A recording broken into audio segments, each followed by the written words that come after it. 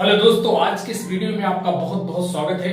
दोस्तों, आज मैं बात करूंगा क्लास 10th का इकोनॉमिक्स का एक चैप्टर है आपका राष्ट्रीय अर्थव्यवस्था की जीवन रेखाएं।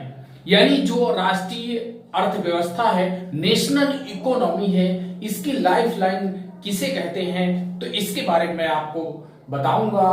तो पूरा वीडियो आप ध्यान से देखिए। दोस्तों, जो किसी भी अर्थव्यवस्था की लाइफ लाइन होती है, उसकी परिवहन व्यवस्था, ट्रांसपोर्ट फैसिलिटी होती है। जैसे आप भारत की बात करें या किसी और देश की भी बात करें, तो सबसे आप देखोगे कि एक लैंड ट्रांसपोर्ट होगा, एक वाटर ट्रांसपोर्ट होगा और एक होगा एयर ट्रांसपोर्ट। तो लैंड ट्रांसपोर्ट के अंतर्गत आप देखोगे सड़कें होंगी, रेल होगी और इसके बाद पाइपलाइन होगी। इसके बाद वाटर ट्रांसपोर्ट की अगर बात करें तो वाटर ट्रांसपोर्ट में आप दो तरह के देख लो। सीमा के अंदर होता है जिसे आंतरिक जल परिवहन कहते हैं, और सीमा के बाहर यानी समुद्र में अगर होता है तो उसे हम कहेंगे समुद्री परिवहन। तो दो तरह का वाटर ट्रांसपोर्ट हो गया, और स्थल यानी लैंड ट्रांसपोर्ट तीन तरह का हो गया, सड़क, रेल और पाइपलाइन हो गया। और वायु यानी एयर ट्रांसपोर्ट अगर बात करें तो घरेलू विमान सेवा हो गया, यानी देश की सीमा के अंदर एक ही देश के एक स्थान से दूसरे स्थान तक जाना, घरेलू विमान सेवा हो गया। और अंतरराष्ट्रीय मतलब एक देश से दूसरे देश जब ट्रांसपोर्ट होता है एयर के माध्यम से, तो उसे कहेंगे अंतरराष्ट्रीय विमान सेवा। दोस्तों, अगर बात करें विमान सेवा की, तो विमान सेवा भी आपकी दो तरह की होती है। एक ऐसी विमान सेवा होती है जो निजी कंपनियां जिसको चलाती हैं, निजी कंपनियों के हाथ में रहती है विमान सेवा, उसे निजी विमान सेवा कहेंगे। और एक होती है सार्वजनिक यानी सरकारी कंपनियां जब चलाती हैं, विमान सेवा प्रोवाइड कराती हैं, तो उसे सार्वजनिक एयर ट्रांसपोर्ट कहते हैं। ठीक है, तो दो तरह की विमान सेवा हो गई, दो तरह की एयर ट्रांसपोर्ट हो गई, और दो तरह की आपकी वाटर ट्रांसपोर्ट हो गया, आंतरिक घरेलू सीमा यानी देश की सीमा के अंदर, और समुद्री देश की सीमा से बाहर। आप देखोगे लैंड ट्रांसपोर्ट में सड़क हो गई और रेल हो गई और पाइपलाइन हो गई। ये चीजें मैंने आपको यहां पर क्लियर किया, और यही किसी भी देश की अर्थव्यवस्था की जीवन रेखाएं होती हैं। क्योंकि अर्थव्यवस्था इकोनॉमी जो होती है उसमें वस्तुओं सेवाओं को एक स्थान से दूसरे स्थान तक ले जाना लाना, ये केवल ट्रांसपोर्ट के द्वारा ही हो सकता है। इसीलिए ट्रांसपोर्ट को हम इकोनॉमी का लाइफ लाइन कह सकते हैं। चलिए दोस्तों, आज इस वीडियो में आगे बात करूंगा, मैं सड़कों के बारे में बात करूंगा, क्योंकि ये परफेक्ट हो जाता है, फिर वीडियो बड़ा भी हो जाता है। तो सड़कों की अगर बात करें तो भार वहन क्षमता के आधार पर सड़कें 6 प्रकार की होती हैं। यानी जो ज्यादा भार वहन करती हैं, फिर उसके बाद कम वहन करती हैं, फिर सबसे कम करती हैं। तो भार वहन क्षमता के आधार पर सड़कों की 6 प्रकार हैं। पहला स्वर्णिम चतुर्भुज। स्वर्णिम चतुर्भुज क्या करता है? पूरे देश के 4 महानगरों को जोड़ता है। यानी कोलकाता को दिल्ली से, दिल्ली को मुंबई से, मुंबई को चेन्नई से और चेन्नई को कोलकाता से। स्वर्णिम चतुर्भुज यानी पूरे देश को एक चतुर्भुज में आप देखोगे, कोलकाता, दिल्ली, मुंबई और चेन्नई, इसको हम कहते हैं स्वर्णिम चतुर्भुज। इसकी आधारशिला श्री अटल बिहारी वाजपेयी ने रखी थी स्वर्णिम चतुर्भुज की, और ये 4 बड़े महानगरों को आपस में कनेक्ट करने का काम करता है। तो ये हो गया पहला प्रकार आपका स्वर्णिम चतुर्भुज। महाराजमार्ग इसे कहते हैं, 4 महानगरों को ये आपस में कनेक्ट करता है। राष्ट्रीय राजमार्ग की अगर बात करें, जिसने हम नेशनल हाईवे कहते हैं, नेशनल हाईवे क्या करता है? देश के दूरस्थ भागों को आपस में कनेक्ट करने का काम करता है नेशनल हाईवे। और अब राजमार्ग की अगर बात करें, राजमार्ग यानी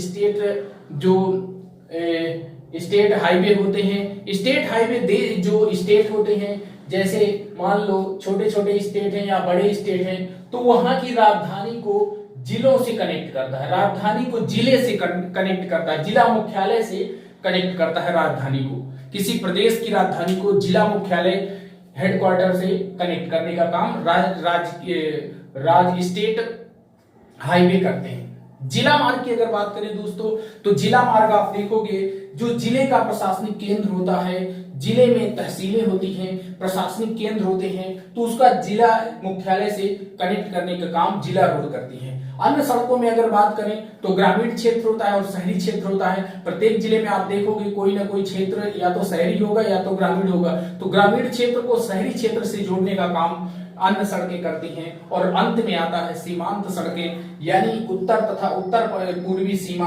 आप देखो पाकिस्तान से लेकर के आप चाइना होते हुए नेपाल बॉर्डर आप देखोगे तो उत्तर तथा उत्तर पूर्वी सीमावर्ती क्षेत्रों को जोड़ने का काम करती है सीमांत सड़कें।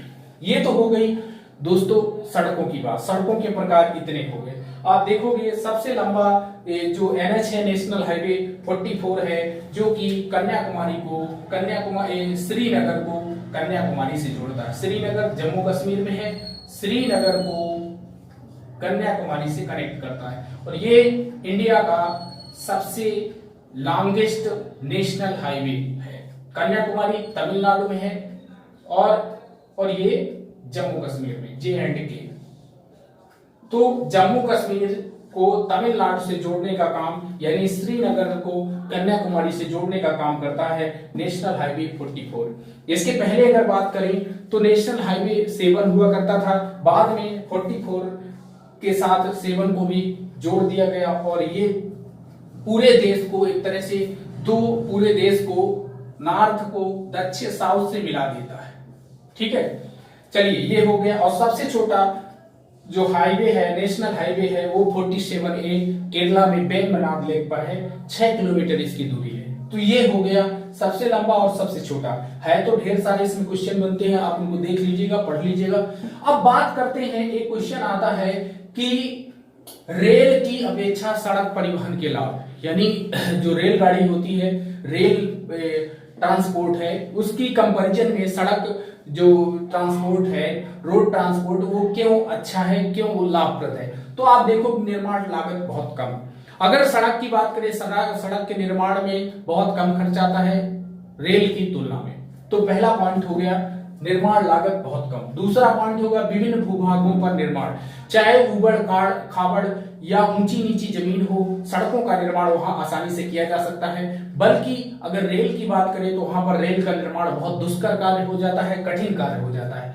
अब आगे बात करते हैं कम व्यक्तियों, कम दूरी, कम वस्तुओं के लिए कम खर्चीली। सड़क की बात करें तो कम व्यक्तियों, यानी 2 व्यक्तियों को यहां से कहीं दूर तक जाना है, 4 किलोमीटर 10 किलोमीटर जाना है, तो हम ट्रेन नहीं पकड़ सकते, ट्रेन की व्यवस्था ठीक नहीं रहेगी।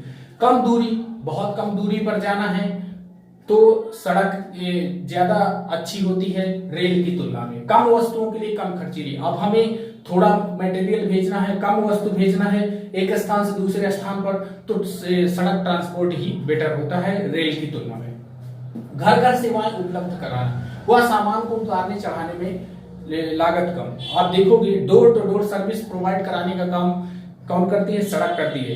ट्रेन डोर टू डोर नहीं पहुंच सकती है, तथा ट्रेन में सामान को उतारने और चढ़ाने में बहुत कठिन काम होता है। और जबकि आप बात करोगे सड़क वाले चलने वाले वाहनों में बहुत आसानी के साथ अपने सामान को हम लाद सकते हैं और उतार भी सकते हैं।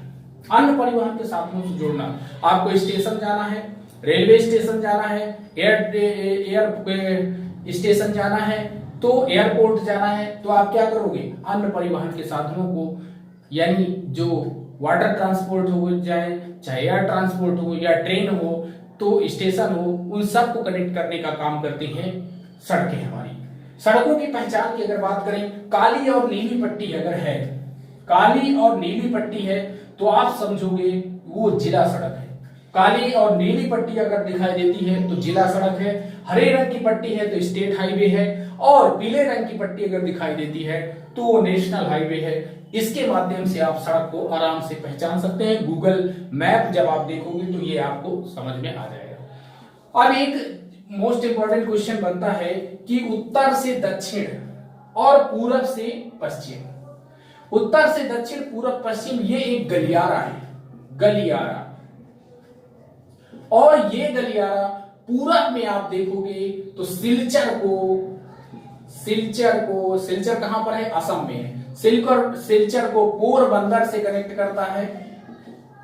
और यहां आप देखोगे जम्मू कश्मीर को यानी जम्मू कश्मीर में श्रीनगर है, श्रीनगर को कन्याकुमारी से जोड़ने वाला गलियारा जिसे कन्याकुमारी को जोड़ता है, ये दो गलियारे हैं। और दोनों गलियारे कहां पर मिलते हैं? तो ये मिलते हैं दोस्तों झांसी में मिलते हैं। मोस्ट इंपॉर्टेंट क्वेश्चन है आपके लिए कि पूरब से पश्चिम और उत्तर से दक्षिण गलियारा कहां पर मिलते हैं? तो ये मिलते हैं झांसी में मिलते हैं। और ये गलियारा पूरे देश को 4 भागों में बांट देता है। तो ये थे कुछ इंपॉर्टेंट क्वेश्चन आज की वीडियो के। अगले वीडियो में मैं रेल की बात करूंगा, फिर वाटर ट्रांसपोर्ट की बात करूंगा और तब एयर ट्रांसपोर्ट की बात करूंगा। चलिए, वीडियो पसंद आया अपने दोस्तों में शेयर करिए और वीडियो को लाइक कर दिए। मिलते हैं अगले वीडियो में, तब तक